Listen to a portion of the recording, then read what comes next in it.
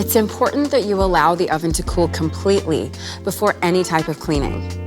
Once it is cooled, gently rub a soft, damp sponge or cloth along the length of the heating element. Do not use any abrasive cleaning agents. Otherwise, you may damage the metal surface.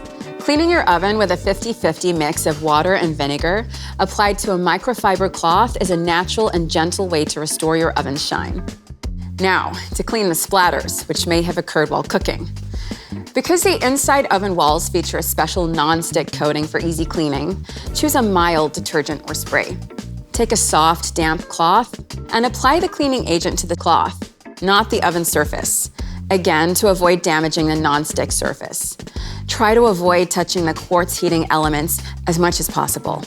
Before plugging the smart oven back into the power outlet and turning the oven on, let all surfaces dry thoroughly.